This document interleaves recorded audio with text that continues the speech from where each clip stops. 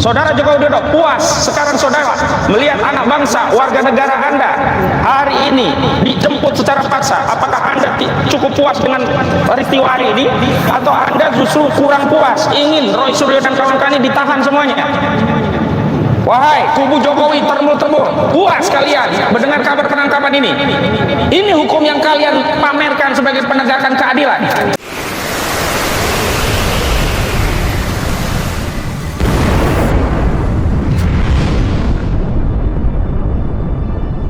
Dan penyidik tidak berani menyampaikan itu kepada tim kami langsung, tapi diminta untuk ditanyakan kepada Pak Roy karena saat melakukan penangkapan sudah dijelaskan tentang dasar dan alasan dari penangkapan tersebut. Lalu kami bertanya-tanya apa yang dimaksud dengan menghalangi dan apakah syarat subjektif dan objektif sebagaimana diatur di dalam KUHP bagi proses untuk penahanan juga diadopsi dalam konteks upaya paksa, jemput paksa ini ya. Karena ada upaya hukum yang sifatnya paksaan, yang pertama penangkapan, yang kedua penahanan. Dalam konteks penahanan memang ada objektivitas dari pasal yang dikenakan itu memenuhi, karena klien kami ini dipaksakan ditetapkan tersangka dengan ketentuan pasal 32 dan 35 Undang-Undang Informasi dan Transaksi Elektronik yang ancaman pidananya maksimum 12 tahun penjara. Artinya secara objektif memang kemudian terlepas kita beda pendapat tentang apakah unsurnya terpenuhi atau tidak, penyidik berwenang. Tetapi secara subjektif, ketika penyidik tidak melakukan penahanan pada saat pasca ditetapkan tersangka, itu mengkonfirmasi secara objektif memang kasus ini tidak layak untuk ditahan, dan itu mengkonfirmasi memang tersangka klien kami itu selalu kooperatif melakukan proses dalam penyidikan.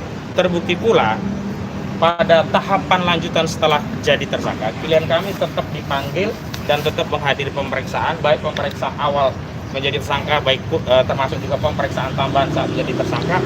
Bahkan saat klien kami diperiksa untuk diklarifikasi sehubungan adanya laporan perkara di Polda Metro Jaya.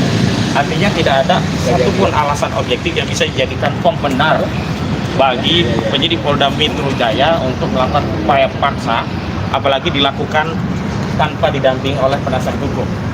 Dan dalam Undang-Undang Advokat sudah ditegaskan bahwa advokat adalah penegak hukum setara dengan penegak hukum lainnya. Ada unsur caturwangsa dalam penegakan hukum. Ada penyidik, ada jaksa, ada hakim, dan ada advokat. Tentu dalam konteks untuk menjalankan tugas dan fungsinya masing-masing.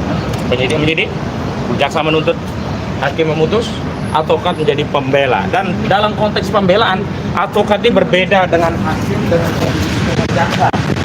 Kalau hakim mengajukan hanya saat sampai persidangan dan juga sampai karena dieksekusi. Polisi dalam penyidikan dan penyidikan, tapi seorang advokat memang berleluasaan untuk mendampingi kliennya bahkan sejak belum perkara menjadi perkara, baik dilaporkan ataupun untuk melaporkan, di persidangan, bahkan saat eksekusi, dan bahkan untuk mengambil upaya hukum apakah banding, kasasi, bahkan untuk mengajukan gerasi, amnesti, dan abolisi. Jadi hari ini kami merasa dikesampingkan posisi kami, profesi kami sebagai advokat, dikerdilkan.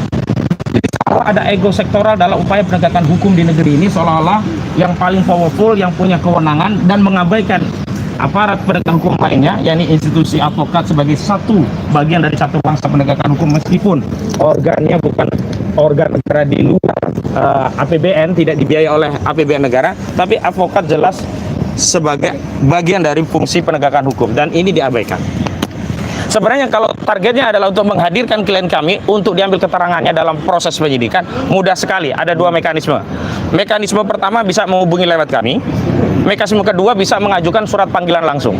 Dan kami sudah membuat agenda rapat untuk menyiapkan bagaimana kalau panggilan itu dilayangkan oleh penyidik sehubungan dengan akan ada tahap 2, sehingga kami bisa menghadirkan tersangka pada proses tersebut. Tapi alih-alih kami mendapatkan surat panggilan dari penyidik, justru penyidik hari ini mempertontonkan, menelanjangi diri.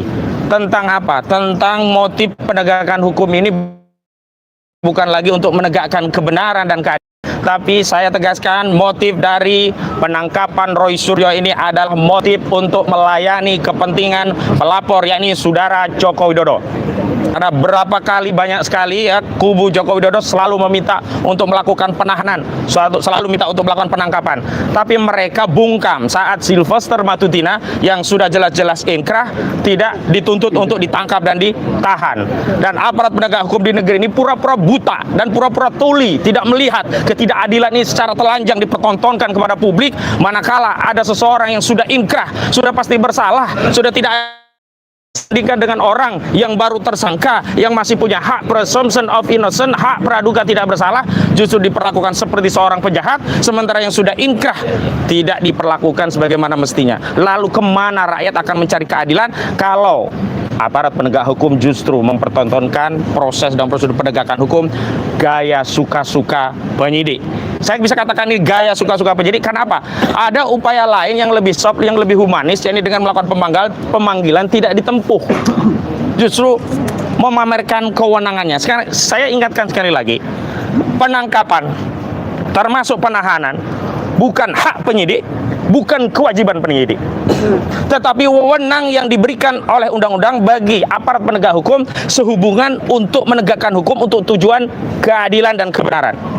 Artinya apa? Tidak ada kewajiban bagi penyidik untuk menahan atau menangkap. Dan tidak bisa juga penyidik berdalih ini hak kami untuk menangkap. Tidak, yang benar adalah wewenang. Dan karena ini wewenang, penggunaan wewenang itu dibatasi oleh undang-undang. Tidak boleh menggunakan wewenang secara sewenang-wenang. Ini yang disebut sebagai abuse of power. Dan kami tegaskan penangkapan Roy Suryo Noto di Projo ini adalah abuse of power karena ada mekanisme penggunaan wewenang atau power yang lain melalui upaya pemanggilan, tetapi itu tidak dilakukan oleh penyidik. Penyidik bypass, langsung melakukan upaya paksa dengan melakukan penangkapan. Lalu kalau undang-undang yang baru diubah yang oleh DPR ini dinarasikan akan memberikan keadilan, akan memberikan kepastian, lebih humanis, tapi praktiknya brutal, praktiknya tidak bermoral, bahkan mau masuk ke ruang privasi Pak Roy. Bagaimanapun Pak Roy itu pernah mantan menteri, atau kalaupun dia warga negara yang biasa, tetap saja kamar itu adalah privasi yang tidak boleh dimasuki oleh aparat penegak hukum dengan dalih melakukan tindakan penegakan hukum, dalam hal ini penangkapan, kecuali tertangkap tangan melakukan kejahatan. Ya, tertangkap tangan Pak Roy LGBT misalnya. Ini bukan kejahatan. Ada upaya hukum yang bisa menggunakan sejumlah wewenang. Kenapa penyidik tidak menggunakan kewenangan untuk memanggil, tapi langsung bypass menggunakan kewenangan untuk melakukan penangkapan?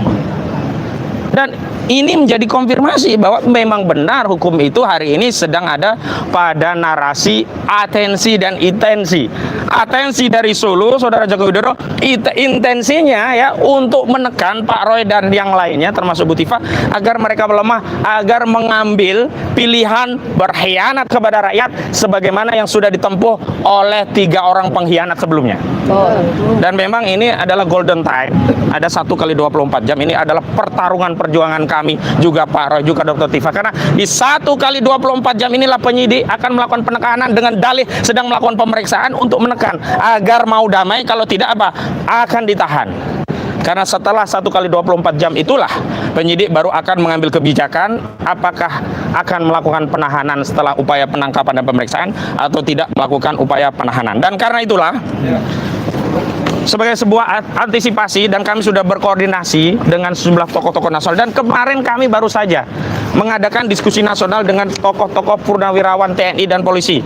Ada Pak Jenderal Purnawirawan Tiasno Sudarto, ada Pak Komjen Pol Ugroseno, ada tokoh-tokoh seperti Pak Sedidu, ada banyak tokoh yang berkumpul di Bandung termasuk Pak Roy. Dan semalam itu Pak Roy saya dijemput baru istirahat nyampe di rumah dari pukul 3 dari Bandung. Jadi praktis baru 4, 5, 6, baru beberapa jam istirahat. Dan ketika istri klien kami ini meminta waktu untuk menyiapkan pakaian dan obat-obatan khusus, karena istri klien kami sudah punya pengalaman bagaimana dulu di kasus Tupa Pak Roy sempat ditahan, maka harus ya disiapkan hal-hal yang berkaitan dengan pribadi, terutama obat-obatan pribadi, karena masih ada hal yang berkaitan dengan kesehatan yang itu harus disiapkan oleh istri Pak Roy. Juga pakaian juga termasuk diantaranya adalah makanan-makanan yang tertentu.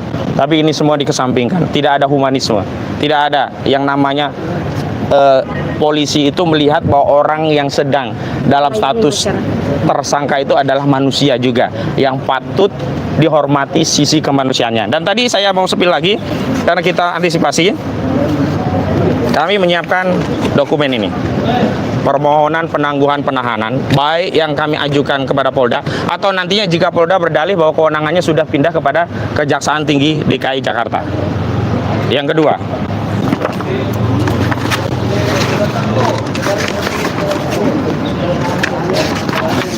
kami telah menyiapkan jaminan penangguhan penahanan yang kami sudah edarkan kepada sejumlah tokoh, di antara yang sudah mengisi dan ada di atas materi adalah Pak Din Samsudin, tinggal kami ambil. Tetapi nanti sejumlah tokoh dan aktivis yang datang di sini semuanya sudah kami berikan informasi untuk bisa membersamai perjuangan ini dengan cara membubuhkan tanda tangan dan mengisi identitas untuk memberikan penangguhan, jaminan terhadap proses penangguhan. Tapi lagi-lagi ini hanya kami tempuh manakala nanti keputusan dari penyidik pada 1x24 jam akan mengambil tindakan penahanan. Sekali lagi, kalau tindakan penahanan itu diambil, maka lagi-lagi saya konfirmasi hukum di negeri ini memang sudah tidak lagi tunduk pada norma dan aturan, tetapi tunduk pada atensi dan atensi politik saudara Joko Widodo. Saya sampaikan kepada saudara Joko Widodo, saudara Joko Widodo puas sekarang saudara melihat anak bangsa, warga negara Anda hari ini dijemput secara paksa. Apakah Anda cukup puas dengan peristiwa hari ini, atau Anda justru kurang puas, ingin Roy Suryo dan kawan-kawan ini ditahan semuanya? Wahai kubu Jokowi, termul-termul, puas kalian mendengar kabar penangkapan ini? Ini hukum yang kalian pamerkan sebagai penegakan keadilan. Lalu mereka berkata kalau tidak ditahan nanti katanya akan hadir di TV ini, TV itu.